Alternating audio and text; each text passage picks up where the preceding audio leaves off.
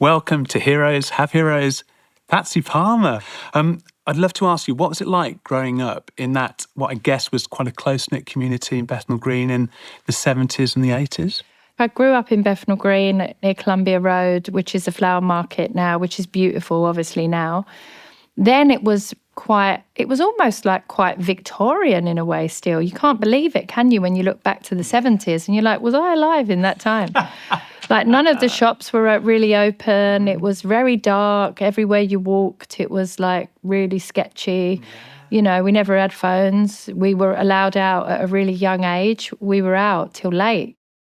When I was at school, my friend, who at that time I remember was a girl called Lisa, she was a fighter. So because the whole culture of being bullied at that time in the 70s would be, do you want to go and have a fight after school? And it really was that stereotypical going round the back of the alley, having to have a fight. I was very fearful. I went for the fight once and it got broken up. We were really little, but it's terrifying. And I was afraid of another girl who went on to be my best friend, strangely enough. She was the one that I was most afraid of, and we became really best friends for years after that when we were teenagers. I used to do things like get on a bus to the West End and I'd sit on the top of the bus and sing like really loud. I was obviously probably a bit out there. I don't know. I'm sure I would have been diagnosed with something. I don't know. I used to make up songs and like look at people in the street and like make romantic sort of like songs up about seeing people and just really silly things like that. I can really smell the bus.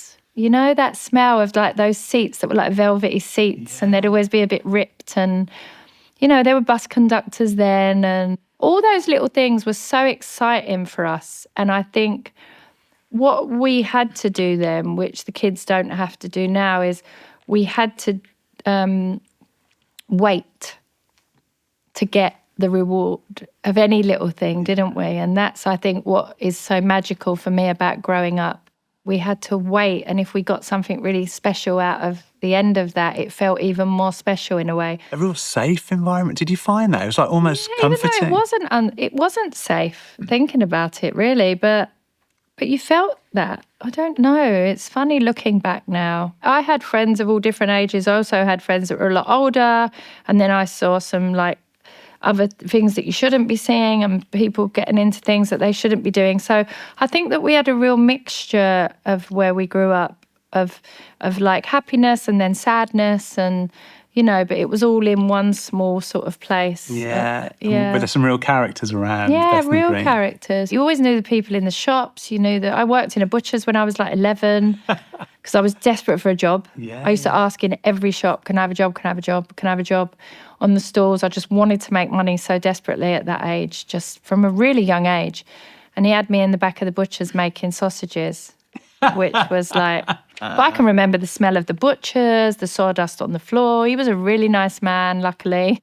And I was in the theatre. I started when I was 6. I was in the West End. So I really enjoyed that, meeting different people. And also I was bullied in school, so I didn't like school.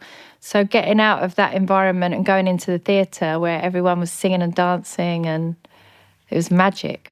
I never wanted to go to school because of being bullied. I always remember my mum coming into the school a lot, which obviously you would as a mother, trying to sort it all out. But I just think it made it worse for me, really. It was about my hair being different, ginger. It's always about songs and rhymes about ginger nut and all this stuff. And it was just because I looked different. There was only one other ginger girl in the school and she was very feisty. She was a bit older than me, so she had short, curly ginger hair. Anyone that looked different, anyone that was in the school that had different colour skin, different colour hair, if the travellers came and stayed, they would get bullied for being travellers. So it was always just us that were different. Well, I wasn't a confident child. I was quite quiet, really, I'd sort of tap dance and sing in the kitchen around, but when it came to actually performing, I always found I was very nervous. I think the fear and nerves stopped me from doing a lot of things. Like, I wanted to go to a stage school where I could sing and dance. My mum couldn't afford to send me there, so I went to Anna Shears, which was amazing. But I did want to sing and dance, but I never really had the confidence either. I would say to my teenage self, wow, do you actually really think all of those negative things about yourself? I'd say don't be so worried about what everybody else is doing. I'd say you're definitely not missing anything.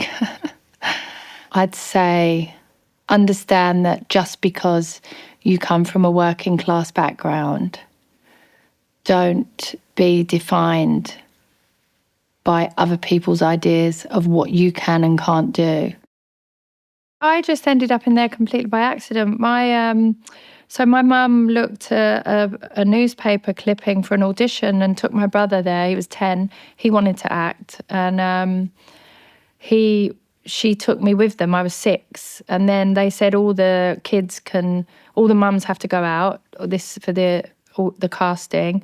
They said siblings can stay in and watch. They was just singing Christmas carols or something. And I sat in. I wanted to stay. And then I started crying. And it must have been the casting director that came and sat with me. And then she put me up on the stage with my brother just to go and get my mum. And then they cast all this group, and I was in the group, but I was only little. But then they said, oh, we really would love her to be in it if she wants to be in it. And they cast me in it, but you had to be 10. And I was the only 6-year-old. But it's just life. It's fate. You know, why were you there? Why was I there and why am I here, you know? Yeah. We got to sing every night, and that just singing and just being with a group of kids, and, you know, it wasn't pressurised, but we had a lot of bomb scares, so there was a lot of that going on at the time. Then from that job, my mum met a girl that was in Grange Hill, her mum, and it was just a chance meeting, and she said, my daughter goes to Anna Sher. She said, you can always put her name down. There's a drama school that's like 50 pence a week. So she said, but because it's like that, there's a 2-year waiting list. So she put my name down, and then I got in there when I was like 9. And I think, like I say, we knew we were waiting, and it became more exciting because like that 2-year waiting list, like, is it up yet? Have you heard yet? Am I going to get in yet? You know, it almost gave you that passion to know that it was still something that you really wanted to do, and it was a real privilege to have to wait. The waiting actually made you stay there and be very respectful, because she would say that if there was any bad behaviour, you would be out, and then you'd have to wait again for another 2 years. Yeah. If she kicked you out, you'd seen they never came back. Gosh. Yes.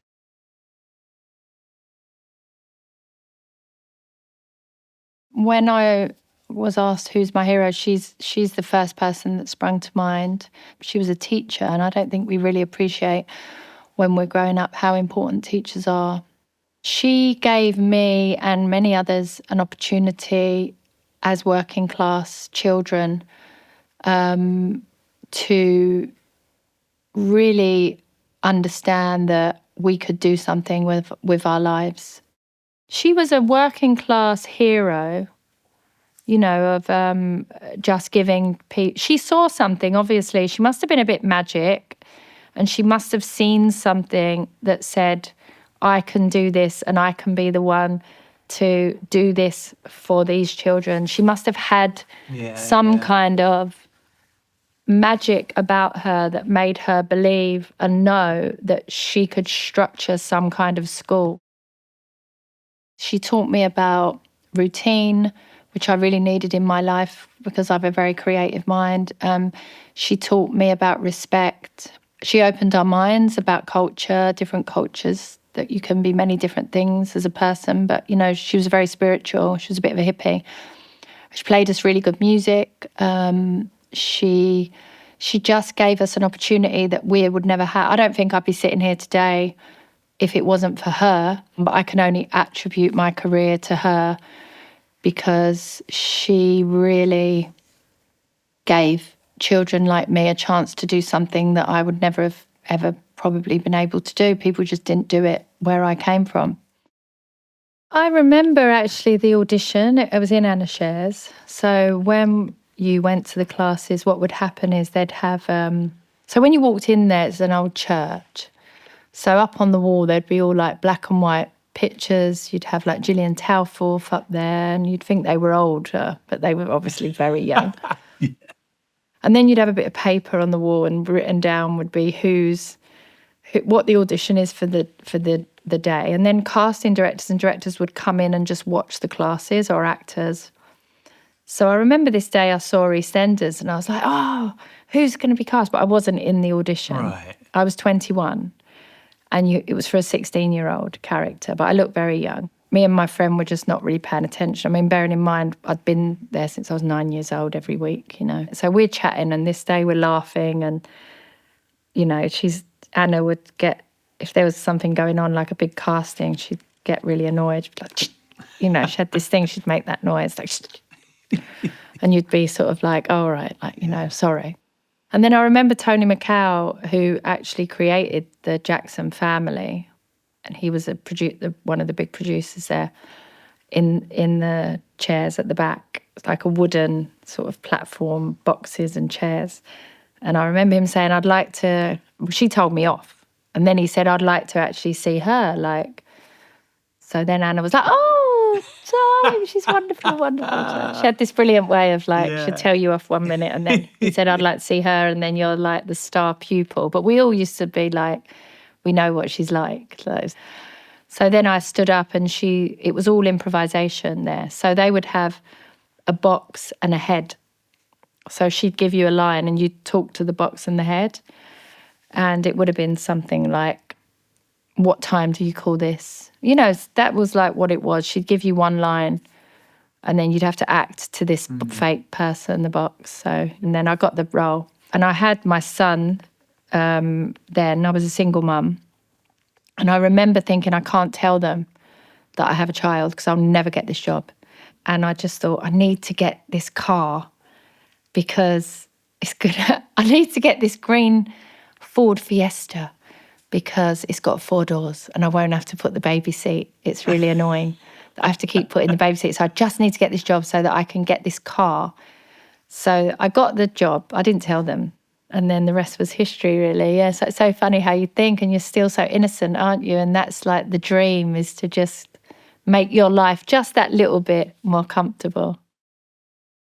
I think Bianca would really not...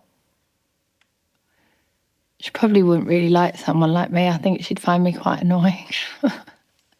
But I think because I've now got older and I've created such an amazing character, like I'm so fond of her and I'm so fond of all the stuff they've given me for her. And I think there's only one her.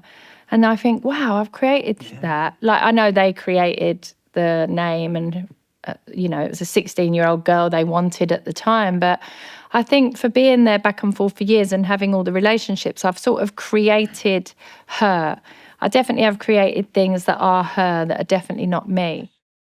She doesn't really have much tolerance with people. And I think she is still in a very closed mindset.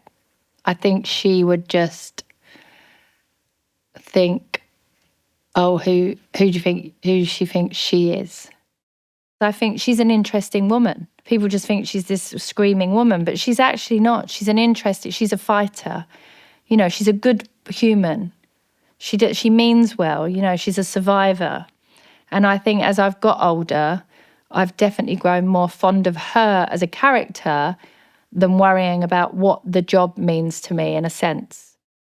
She needs a little bit more, if they're going to bring her back, it needs a little bit more thought onto what she's actually doing, where she's going. And I'd like her to have a little bit of success as a woman.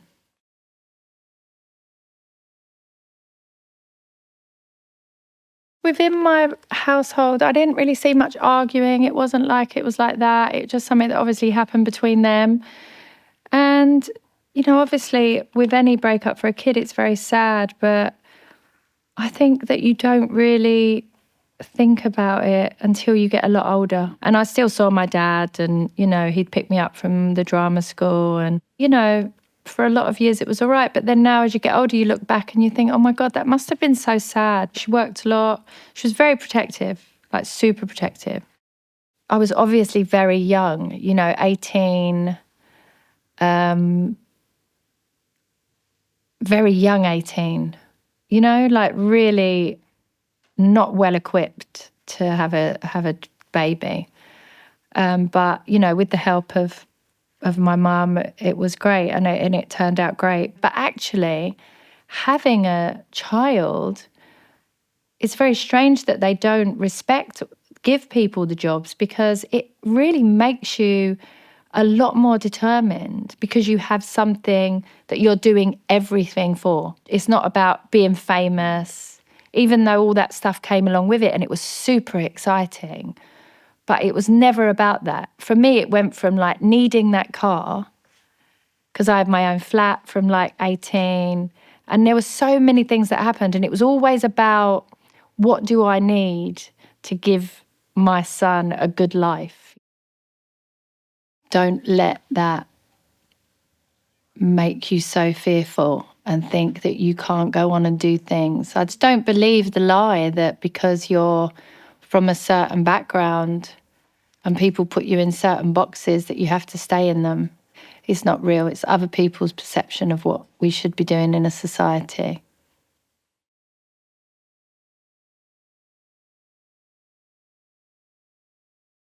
When I first saw Richard, I was only 11 years old, and my brother's older than me, and they were like 18. I do remember him coming into my mum's kitchen, and I was like thinking, God, like he's so good looking. Like this guy, like, even though you're like 11, but you're like, wow, he's like really good looking. And his dad was Spanish, so like he had a bit of a different look to all the kids that we sort of grew up with. I never really got to know him, really, because he was a lot older. He never paid much attention to me. I remember, going on a few outings with my brother and him, like sledging when it was snowing once, and still thinking like, oh, he's so good looking. But that was as far as it ever went, And then as we grew up, we kind of would see each other a bit more, because then the age gap's getting a bit smaller, as you grow up. And then I got married again, and he was in a long-term relationships. And then when I got divorced, it was a Valentine's night. My friend was with me. We went to a charity event, and then after that, she said, "Oh, should we go to the Emporium to someone else she was seeing?" And she said, "Oh, Richard will be there." And I was like, "Oh, thank God for that, because otherwise I'm just going to feel like I don't know anyone."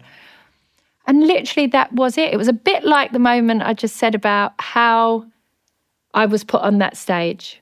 Like, how did that just happen? It was such a quick, like I'd gone there, I'd thought nothing about it, was not anywhere in my intention to meet anyone.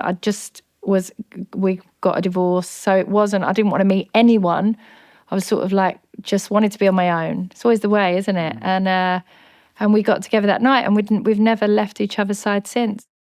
My husband is, family biggest hero for me. Very selfless, very caring, kind, funny. Really doesn't need any validation of any kind.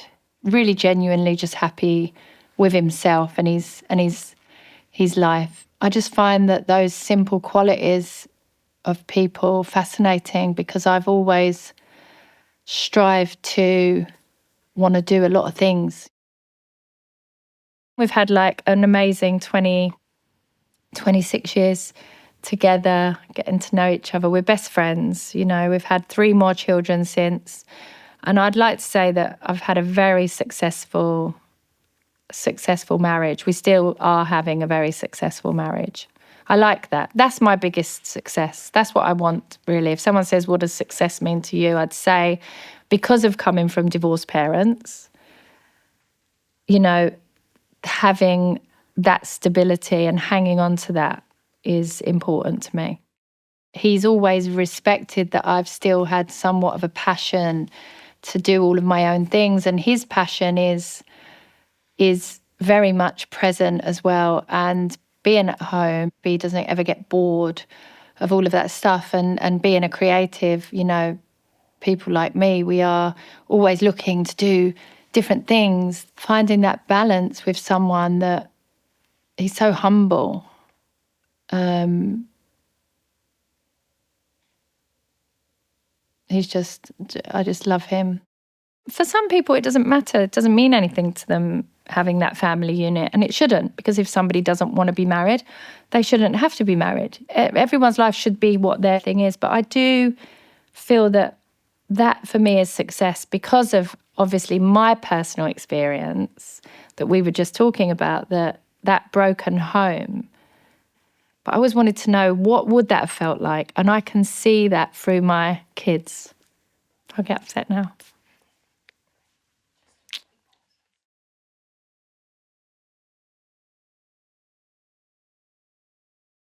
Princess Diana has always been one of my heroes from the 80s. I remember watching the royal wedding and thinking she was so beautiful, and then obviously didn't know that there would be so many comparisons to things that were happening in my life when she was in the public eye. EastEnders was huge in the 90s. We had a massive audience.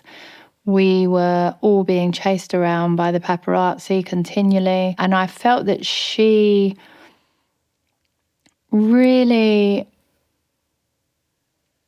made such an impact with her honesty and vulnerability. She was a princess, but she was the same as everybody else. She had the same fears. She had the same issues of a lot of young girls. And I was friendly with Tara Palmer Tompkinson, who sadly passed away in that time as well. And I had a few little weird things, connections with Princess Diana that to some people might not seem like anything, but, you know, just like silly little things like talking to Prince William and Harry on the phone when I was with Tara Palmer Tompkinson, and just being a bit silly and, you know, getting to do that. And her hairdresser, Sam McKnight, did my hair once for a Vogue shoot that I got to do. And he said, she's such a big fan of yours. She watches you on EastEnders every Sunday when I'm doing her hair, and she does a brilliant impression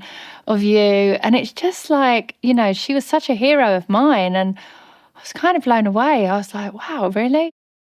I just wanted to be like friends with her, you know. I wanted to go and have a cup of tea with her because I knew that I just had this sense that she was so normal, and I just thought she'd be a laugh, like, and I thought that she'd really just be a kind person. I think she helped me to want to do a lot of things. On the day of her funeral, I went to Great Ormond Street to sit with the kids in the ward that she used to go and sit with the kids. I just felt a connection to her. You know, I just think that she had such an amazing spirit.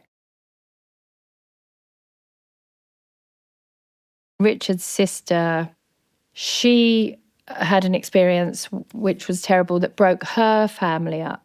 So, you know, watching someone go through that through no fault of her own has been really hard. But she is one of my heroes, like the way that she has coped, being a single mum, not wanting to be a single mum, having 3 boys. Boys are hard, you know. She's like quite small as well, and they're all up there now. So like raising these like amazing men on her own, and just watching her has been really inspiring for me. And no one's looking after her. You know what I mean? There's like, when someone leaves you like that in that situation, but she's inspired me so much. My sister-in-law Tessa has become another recent hero of mine. Just seeing somebody who's such a beautiful person inside and out, such a selfless, kind, you know, seeing her put all of her sadness and devastation aside to be there for her sons. She had a car accident, she couldn't walk, she was only in agony and pain herself. Just sort of left like abandoned, really. This is really for her, but this is for everyone that has been thrown into a situation like her that really feels like your world's fallen apart.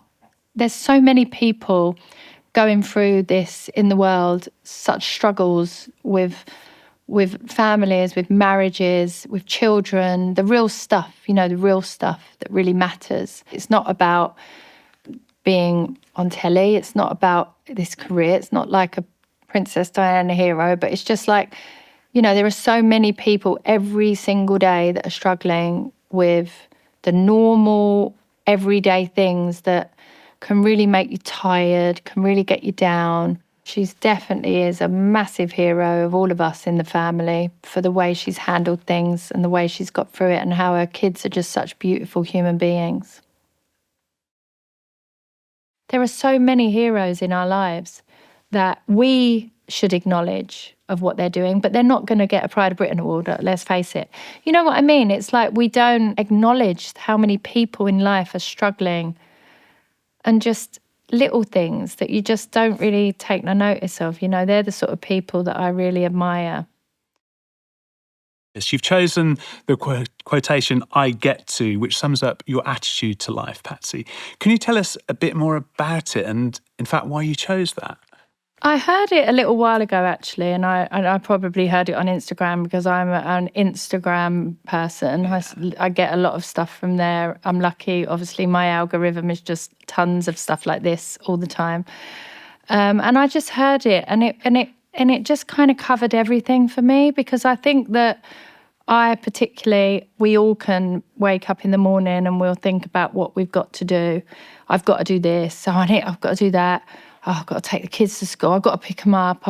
And actually, the older I get, the more I realise how fast everything goes. And I just heard that I get to, and I thought, God, it could just reframe every single thing you do in the day. Like, I get to come here and talk to you, or, I get to take my son to school. I get to go to work. I get to sit on a plane for 11 hours, because usually I'll be like, oh no, I've got to sit on the plane for 11 hours. It's just all the things. If it's just one word. And it just changed everything for me. And actually, even you saying this to me today, is I don't think about it all the time. And it made me think about it again doing this. So I might actually get it tattooed on me. Really? Because I think it's a really powerful, it literally changes everything. It's the most simple thing. I get to, because we do get to experience this life if we're lucky enough.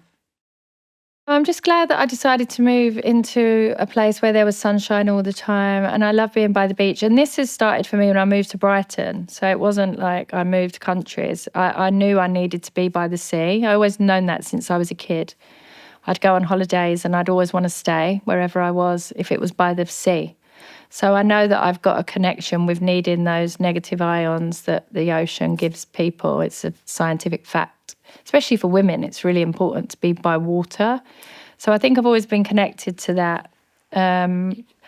So I think living with the sunshine helps me. It's more of an instant fix that I can get to that place where I can just see the ocean, lay down, have the sunshine. It's like medicine, completely sort of chill and get myself back. And meditation, I've been meditating now for quite a long time. So I think that helps me just to lay down, close my eyes and sort of just breathe and do that sort of stuff.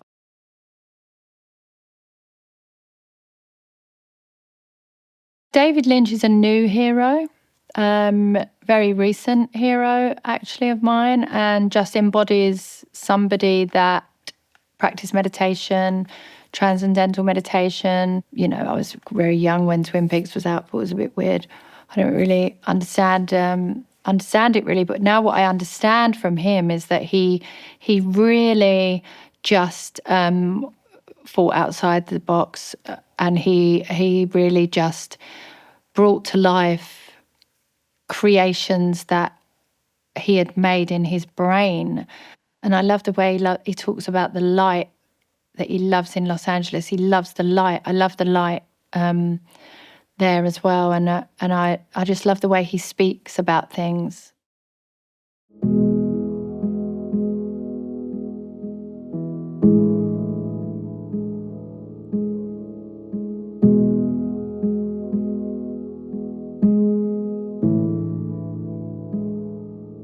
So I just wrote a letter.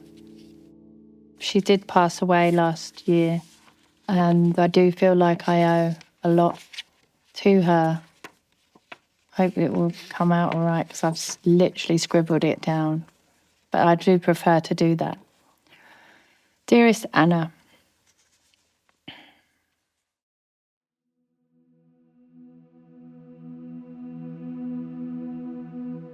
Dearest Anna, you really are my hero. Because of you, I am here. Without your passion and selfless drive to inspire young people like us that would never have had the opportunity to act, would I have been here doing this to give hope for others? Who knows? But it has given me a life beyond my wildest dreams.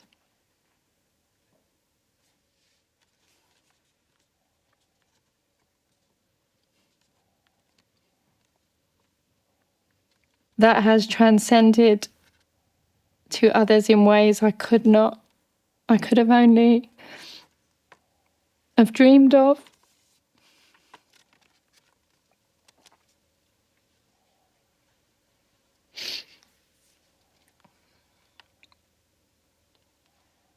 So many young working class girls and women still don't get the opportunity to do jobs because of a class system that dictates lives. So you broke that mould, although there is still work to be done. Your love and dedication gave me so much, not only in a career, but also in my life. So I would like to thank you for all of it. I am so eternally grateful. I love you so much, and I hope we have all made you very proud.